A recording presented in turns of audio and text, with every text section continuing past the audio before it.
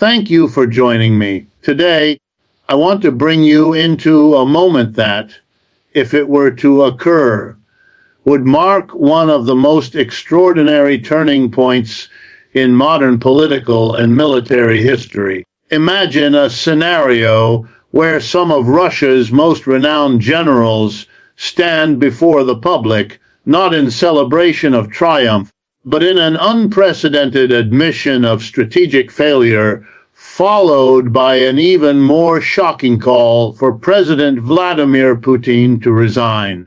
This isn't simply about battlefield outcomes. It's about the internal cracks that begin to show when national ambition collides with geopolitical limits. And it's a moment worth examining, not for its sensationalism, but for what it reveals about power, capitalism, and the inevitable consequences of political overreach. The collapse of military credibility in this hypothetical scenario represents far more than a simple admission of defeat. It signals the unraveling of an entire political framework built on the projection of strength. When high-ranking Russian generals, long regarded as pillars of discipline and loyalty, step forward to publicly acknowledge strategic failure, it sends shockwaves through every layer of society. Such an act cuts directly into the heart of the Kremlin's carefully constructed narrative, one that has relied for years on the idea that Russia's military is formidable, unified, and unwavering. The moment those who embody the state's power structure contradict that image, the ground begins to shift. And here is the hook. When the guardians of a nation's power begin to question the very leadership they serve, the legitimacy of that leadership starts to erode from within, not from outside. In political systems where information is tightly managed, where state messaging aims to project total control, the truth is often treated as a threat. But when defeat becomes too large, too visible, or too costly to hide, even the most disciplined institutions reach a breaking point. Generals acknowledging failure is not just a military statement. It is a political act that signals their refusal to carry the weight of decisions they no longer believe in. Their admission becomes a mirror reflecting the widening gap between reality and rhetoric. And once that mirror is held up in public, the cracks in the system are no longer theoretical, they are undeniable. This sudden transparency undermines the credibility of the leadership in two ways. First, it exposes the shortcomings of strategic decision-making at the highest level. Second, it signals to the public, the bureaucracy, and even international observers that internal consensus is fading. It is this breakdown, this visible fracture, that turns a battlefield defeat into a national political crisis. The message becomes unmistakable if those in uniform, those entrusted with national defense, no longer believe in the direction imposed upon them, then the foundation of authority itself is weakening. Even more destabilizing is the ripple effect. Once the credibility of the military leadership falters, the credibility of the entire government apparatus becomes vulnerable. People begin to ask questions, officials begin to whisper, allies begin to hesitate, and adversaries begin to calculate. The unraveling may start with a single admission, but its consequences carry far beyond the front lines. This is the moment where political power ceases to be a matter of control and becomes a matter of survival, where truth forces itself into the open and reshapes the trajectory of the nation.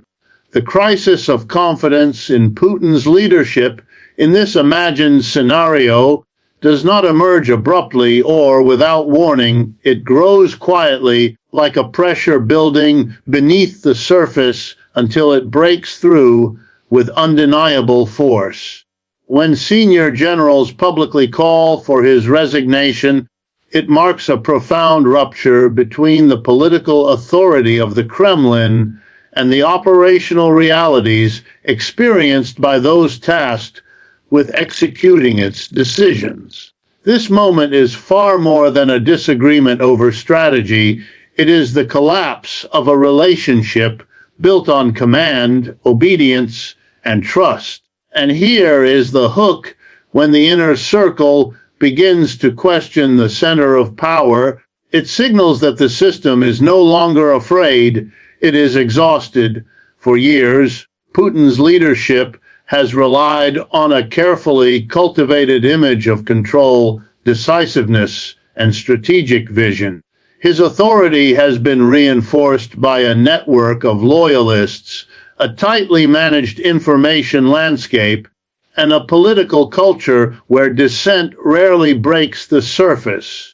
But when the failures of a military campaign become too large to ignore, when the costs, human, economic, and geopolitical, begin to outweigh the promises made at the war's outset, even the most loyal institutions begin to reassess their allegiance. Generals calling for resignation is not simply rebellion, it is a vote of no confidence delivered by those who understand the operational consequences of continued miscalculation. This loss of confidence carries a political gravity no external critic could ever create. It suggests that the leadership's decisions no longer align with the strategic reality, and more critically, that the burden of those decisions has become too heavy for those expected to carry them. When internal actors judge that a leader's choices are placing the nation at risk, their dissent becomes a catalyst for wider questioning. Bureaucrats begin to measure their distance from the center. Oligarchs start calculating their interests. Media figures, even in restricted environments, adopt a more cautious tone. The once tight circle of authority starts to widen with uncertainty, and uncertainty is the first crack in any political structure. The most compelling hook in this scenario is that confidence, once lost, cannot be restored through force or decree.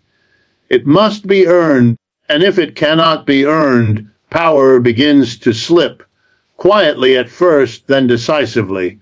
When generals speak out, they signal not only dissatisfaction, but inevitability that change, whether gradual or sudden, is approaching.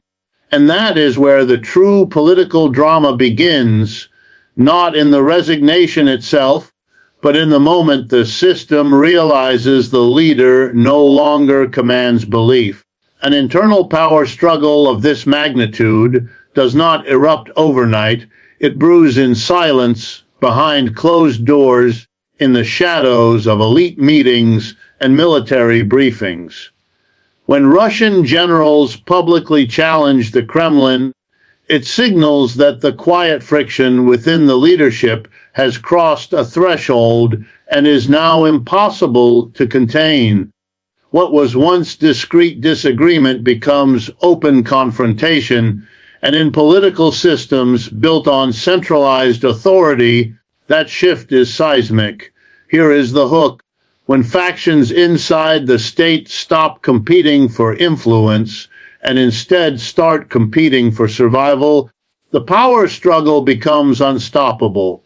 Within Russia's political hierarchy, the military, the security agencies, the oligarchs, and the presidential apparatus each hold different forms of power.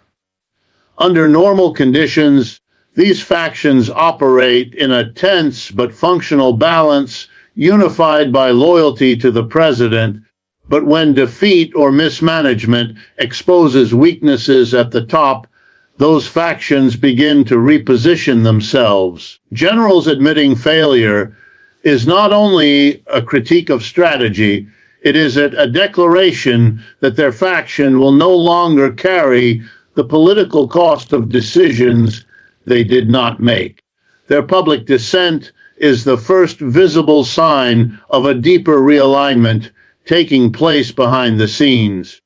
The power struggle intensifies because each faction sees a different risk and a different opportunity. The military seeks to protect its institutional credibility and avoid being scapegoated for political decisions gone wrong.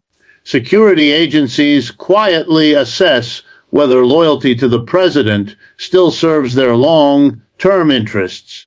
Oligarchs consider whether their economic survival depends on distancing themselves from a weakening leader. Even political loyalists begin to wonder whether maintaining total allegiance could jeopardize their future positions. In such an environment, loyalty transforms from a virtue into a liability, and silence becomes a strategy for self-preservation. What makes this moment explosive is not the disagreement itself, but the fact that it becomes public. Once the illusion of unity breaks, each faction feels compelled to defend its own narrative before another group defines it for them. As internal actors posture, leak information, or attempt to influence public opinion, the struggle spills into the open. The Kremlin's attempts to maintain order only amplify the perception of instability. The balance of power, normally predictable and rigid, begins to shift unpredictably. The hook is clear and powerful. When the pillars of a government start to compete instead of cooperate, the center of authority weakens, and the momentum for change grows faster than anyone can control. This is the point where internal fractures become the driving force of political transformation. Economic strain driving military failure is never merely an accounting issue. It is the most revealing indicator of a nation's true capacity to sustain conflict. In this scenario, where generals openly admit defeat, the deeper truth lies beneath the surface. The economic engine that once powered Russia's military ambitions has begun to stall, and no political narrative can disguise the consequences. This is where the story becomes more than a military setback. It becomes a structural warning that the foundations of state power are weakening. Here is the hook: wars are not lost on the battlefield first. They are lost in the budgets, supply chains, and economic calculations leaders choose to ignore. A prolonged conflict demands enormous financial resources, steady weapons production, consistent logistics, advanced technology, and a reliable flow of trained personnel. When an economy is strained by sanctions, capital flight, shrinking investment, and declining industrial capacity, these demands become nearly impossible to meet. Ammunition runs low, equipment becomes outdated, and maintenance backlogs grow. Soldiers feel the shortage long before the public does. By the time generals speak up, the economic damage has already translated into operational failure. This strain extends beyond material shortages. Economic hardship changes the psychology of both the military and the population. Families feel the pressure of inflation and job instability. Industries divert resources from civilian needs to wartime production. Regions dependent on federal funding begin to experience shortages, delays, and declining public services. The narrative of national strength starts to collide with the lived reality of economic decline. When cracks in the economy become cracks in morale, defeat becomes more than a battlefield risk. It becomes a political inevitability. The military, being closest to the consequences, reaches a breaking point first. Generals understand that no strategy, no matter how bold, can compensate for an economy unable to sustain it.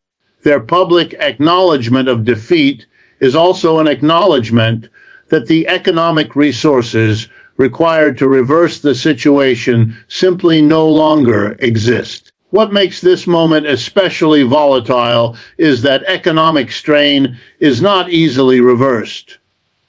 Shortages cannot be fixed with speeches, sanctions cannot be lifted with optimism, and budgets cannot be stretched beyond their limits forever. Here is the second hook. When a nation's economic capacity can no longer support its political ambitions, reality forces leaders to confront limitations they refuse to acknowledge. And when the generals, the people most reliant on those resources, declare those limitations openly, it exposes a truth the government can no longer hide. This is when the political fallout begins, not because the economy failed, but because the leadership failed to recognize that no war, no matter how justified or symbolic, can outlast the economic machinery meant to sustain it. Information control breaking down is one of the most powerful indicators that a political system is losing its grip, because control over narrative is often the first and last line of defense for governments facing internal pressure.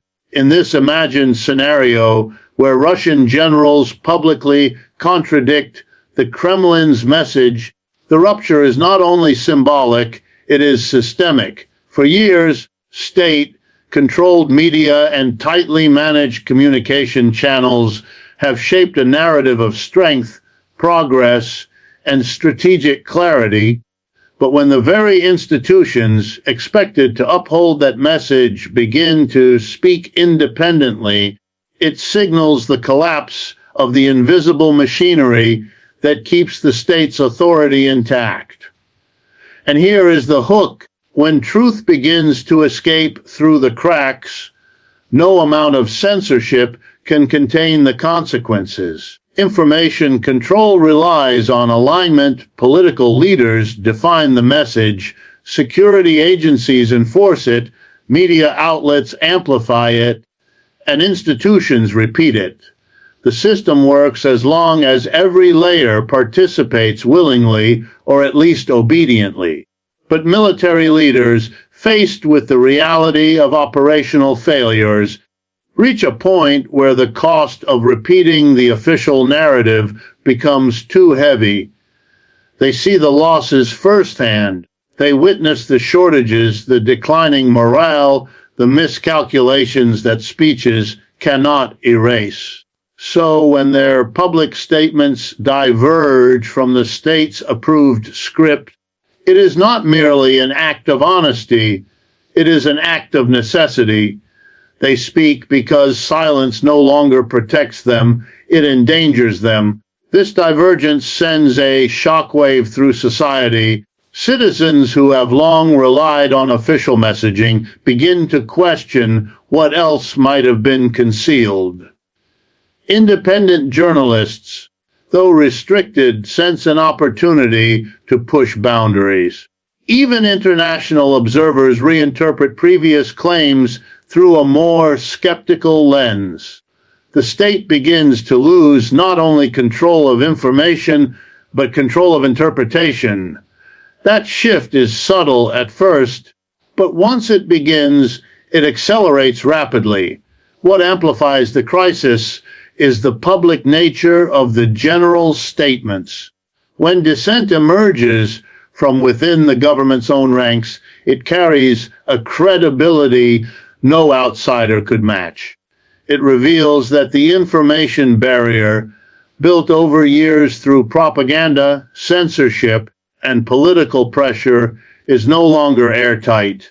This moment becomes the inflection point where narrative management transforms from a shield into a liability.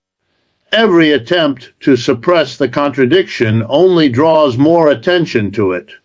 And here is the hook that defines the turning point. When people begin to believe insiders over the government itself, the monopoly on truth is lost. Once that monopoly is broken, political power becomes vulnerable in ways that cannot be immediately repaired. The struggle is no longer about controlling the message. It becomes about regaining trust, a far more difficult battle than any fought on the field. A potential turning point in Russian politics emerges not from foreign pressure or public protest alone, but from the precise moment when the internal pillars of the state begin to question the leadership's direction. In this imagined scenario, where prominent generals openly admit defeat and call for Putin's resignation, the political landscape shifts from predictable to volatile.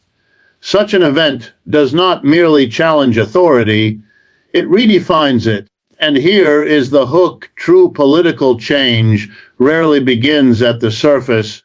It begins when the system's own architects decide the blueprint no longer works. This kind of dissent transforms the atmosphere within the government because it signals that the once unified elite is no longer aligned. Russia's political model is built on the perception of stability, of a leader who commands loyalty through a mixture of strategic vision, centralized control, and the absence of credible internal challengers. When senior military figures break that pattern, their stance becomes more than criticism. It becomes an alternative power signal. Their words suggest that the political center is no longer unquestionable and that authority is shifting from inevitability to negotiability. This moment acts as a catalyst. Political insiders begin to reassess their futures. Some start distancing themselves quietly, others test the boundaries of subtle dissent. Conversations behind closed doors, once predictable and loyal, grow more cautious, more speculative. Analysts within the state begin preparing scenarios not previously permissible to discuss. The notion of change, once unthinkable, becomes a topic of calculation rather than fear. Such a shift is not dramatic at first, but it is decisive. The general public, even under information constraints, senses these shifts. When insiders speak openly, citizens recognize that the cracks in the system are acknowledged by those closest to its operations. This fuels a gradual transition from passive acceptance to active questioning.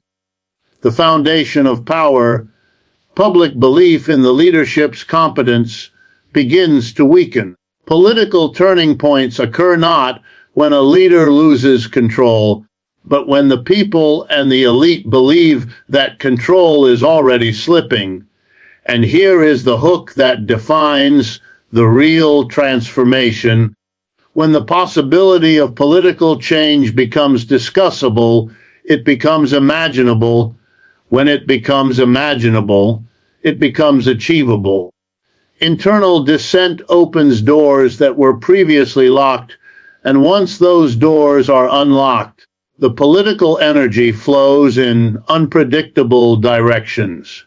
This moment marks the shift from a static system to a dynamic one, where outcomes are no longer predetermined and where the future of leadership becomes a question rather than a certainty.